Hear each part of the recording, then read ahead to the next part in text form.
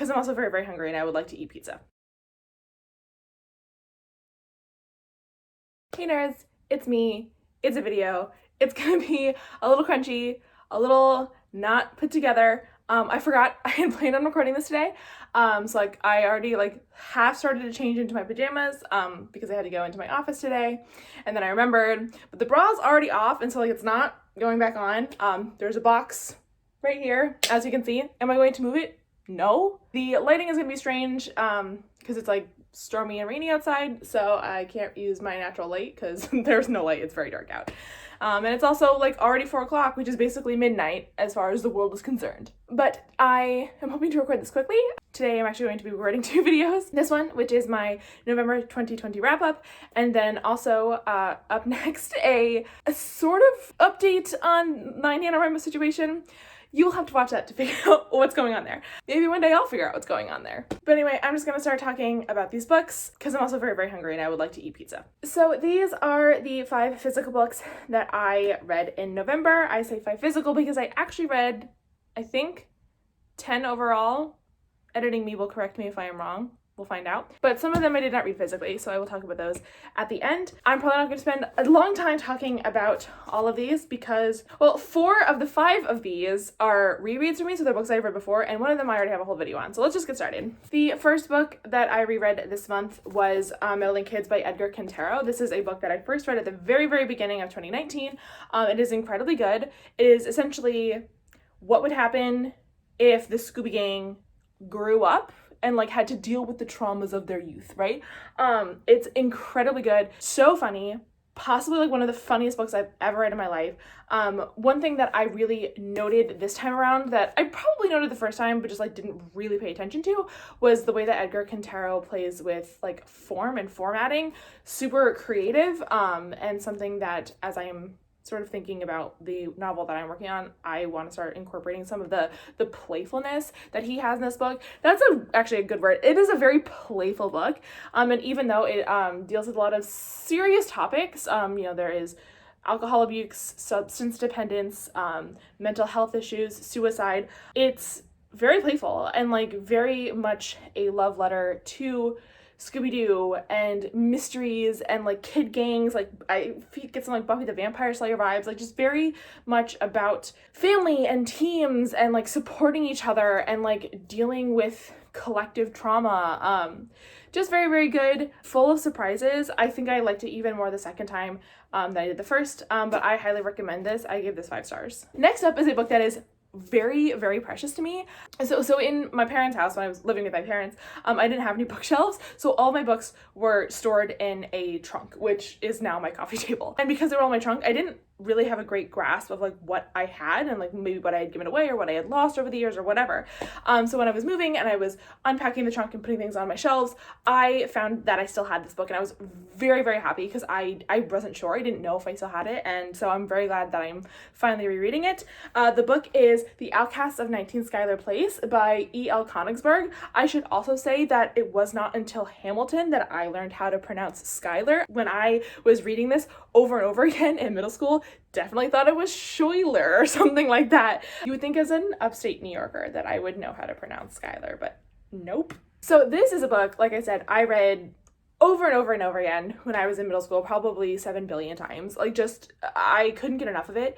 I really identified with the protagonist, whose sort of catchphrase is, "I would prefer not to," which is a whole ass mood. Basically, it's about this 12-year-old girl, I believe she's 12. Is this correct? We'll say she's 12, who ends up spending the summer with her 2 favorite uncles who are not gay. And I feel like if this book were written today, they would be gay, but it came out in what, 04, I believe? Yeah, it came out in 04. So they're brothers and they live together. And basically she finds out that this piece of artwork, or these 3 enormous towers that they have in their backyard that they've been working on for years and are just like gorgeous and filled with like light, and they're truly masterpieces, are about to be torn down. Sort of like the main plot of the book is her fight to protect these towers, but it's also about growing up and about the things that you cherish and you hold dear as a child, how as you age you have to come to terms with like things changing and not being able to hold on to your youth like you used to. You know, it's about family, and it's about learning kind of like identify yourself with the things that matter to you, and like learning to prioritize the things that make you happy and to deprioritize the things you don't. And yeah, I don't really know how to describe it. I would definitely say like this is kind of a must read. I would say for like middle grade girls, like really, I mean, for everybody, obviously. I think this book, rereading it now as I'm 25, I think this book ended up shaping like a lot of the way I think about myself, and I think about my place like in my own life and in other people's lives and in the world. I think this book actually ended up shaping it quite a lot in a way that like I definitely didn't know when I was, say, 12 years old reading this. It's a very fast read. I mean, granted, I am 25 and this book is middle grade, but it's like 300 pages, and I was just so emotional reading it again. And I don't know how much of that is nostalgia versus like this book is actually really good. I mean, E.L. Konigsberg is like a pretty famous writer, so like I don't think I have to tell you she's good. But yeah, this book blew me away and held up in a way I don't think I could have expected. So yeah, I gave this 5 stars, and if you haven't checked it out, I really recommend you do. It won't take you that long. The perfect like weekend read. Definitely check it out. Speaking of books that didn't hold up, this next one is a book that I have read once. I read it in high school, probably junior year, not entirely sure. It was not as good as I remembered, we'll say that. The book is An Abundance of Catherines by John Green. I am a fan of John Green, certainly as a person and definitely as a writer. I am learning that I think I actually appreciate his nonfiction writing more. I am beyond stoked for the Anthropocene Reviewed book that's coming out. I love his nonfiction writing, like even just like one of his 4-minute videos. I'm like, how did you manage to spit so much fire in just 4 minutes? But this book didn't do it for me. I actually remember loving this book when it came out. My friends and I were huge John Green fans in high school, and I was the only one who like would ever defend this book. I liked the math, I liked the footnotes, I thought it was funny. I remember really liking this, but I never just went back and read it. No particular reason, I just didn't.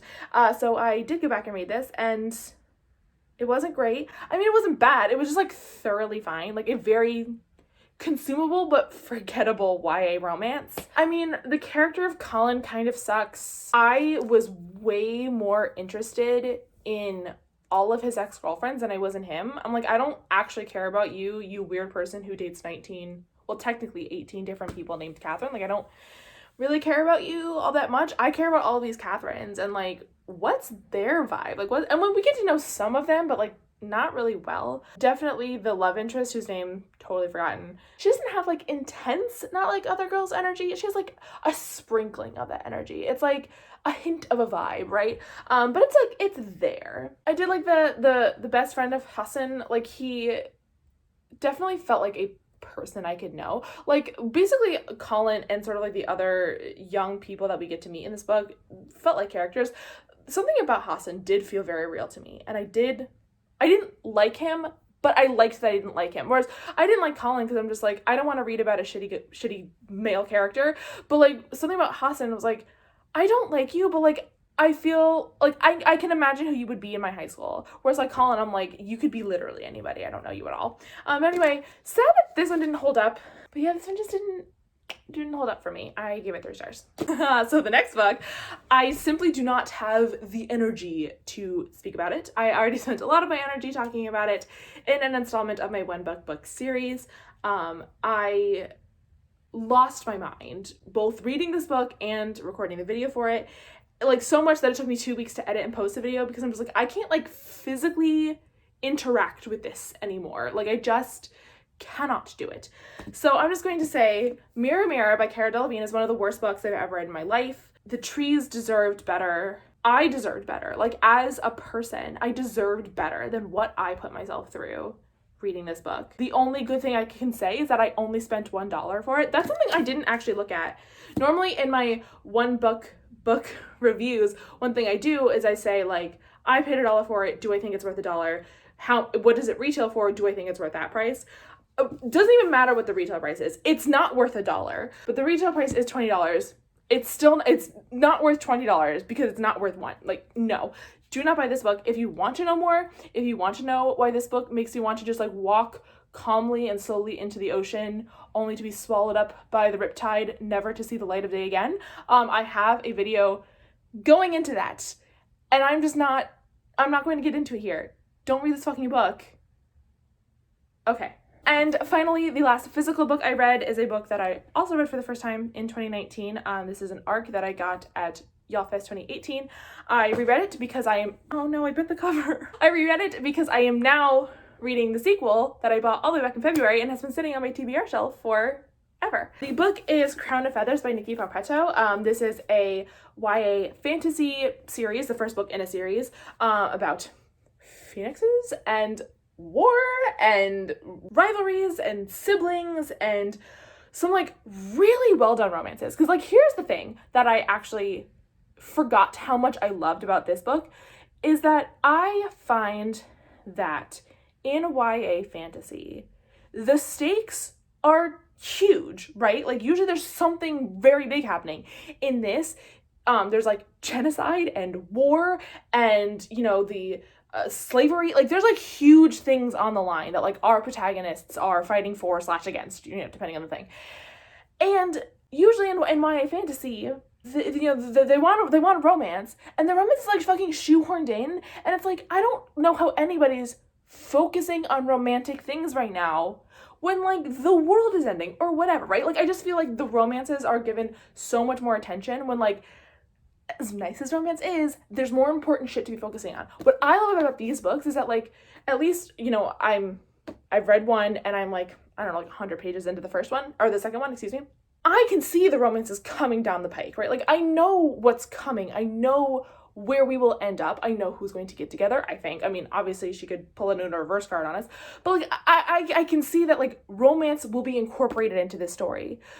But it's not beating down our heads. It's just like, oh, like these two people who are like working together towards this common goal, they're attracted to each other. Are they like having sex while they should be training? No, like they're doing their thing. They're like being professionals, and like even though they're young, you know, they're focused on the task at hand, but like also let's just acknowledge that some sexual tension is happening. And I really appreciate that. I really appreciate that the focus is where it's supposed to be, right? In any given chapter, the main topic at hand is like something very important to the plot. But like in the background, like just like sizzling on that back burner is a nice, there's several romances, just like, just chilling there. Like, we'll get to you. We'll get to you when it's appropriate. I'm hoping she doesn't blow it in the second book. Like I said, only about 100 pages in. But I really appreciate how well balanced plot versus romance is. And I'm hoping that continues. So I reread this. I gave this 4 stars the first time, and I'm giving it 4 stars again. Very, very good. Okay, so I'm looking at my Goodreads, and it looks like I was correct. So in addition to these 5 physical books that I read, I also read 5 Marvel Comics collections. I finally got back into reading Marvel Comics in November. I made myself a schedule because this is who I am. And I ended up reading, I'm just consulting Goodreads because I don't remember things for myself. Deadpool Classic Volume 6, which I gave 3 stars. Black Panther, The Complete Collection Volume 3, which I gave 3 stars. Daredevil Volume 1, Guardian Devil, which I gave 4 stars. Black Widow, The Itsy Bitsy Spider, which I gave 3 stars. And Marvel Knights, Defenders of the Streets, which I gave 4 stars. Yeah, so like I felt pretty neutral or liked all of them. I think for me, sort of one of the big things that will knock something down from like a 4 to a 3 is the art style. Like for example, so the Black Widow Itsy Bitsy Spider is 2 different 3-issue arcs put together, and the art in the second issue or the second arc is so fucking bad that like I don't like the plot itself, like honestly wasn't great, but it wasn't like bad or anything. It was whatever, but the art looked like something I would draw, and y'all, I can't draw. Like, it was so bad. I kept sending Snapchats of it to my best friend being like, am I high? Or like, is this the worst art I've ever seen in my life? It was so bad. I'm not gonna like get into all of my thoughts here. I mean, I gave Daredevil and Marvel Knights Defenders of the Streets both 4 stars because I'm a huge Daredevil fan. I am currently rewatching The Defenders on Netflix. I rewatched Daredevil season 1 and 2. And now I'm watching Defenders before watching Daredevil season 3. If you follow me on Twitter, basically the only thing I've been tweeting about in the past like week to 2 weeks is my intense love for Matt Murdock, and like I would give it all up for that man. Like, this is just who I am. Like I said, not gonna get too much more into that. That's just what I read. If you ever want me to like expound more on like my thoughts on these comics, I'm still very new to reading Marvel comics, so I can't speak with like authority. But if you ever want to like me to give more opinions, or I can do like a whole video just talking about like what I read so far and what I'm thinking so far, I would be happy to do it. So those were the 10 books that I read in November. Honestly, I'm surprised I even got that much done. Like I said, watched a lot of Daredevil in November, and Hyrule Warriors came out on the 20th. I actually got mine 2 days early, so I played a lot of Hyrule Warriors. Weirdly, I can't play that game actually for more than like half an hour to an hour at a time before I have to take a break and do something else, which was not a problem that I had with Breath of the Wild. I don't know if that's just me. This is not on topic. Focus, bitch. Oh my god. I'm hungry. I'm going to get pizza. Thank you so much for watching. I am going to very briefly record, I hope it's brief, very briefly record an update on my NaNoWriMo situation, and then I will be eating pizza, and I'm very happy about that. Okay, bye.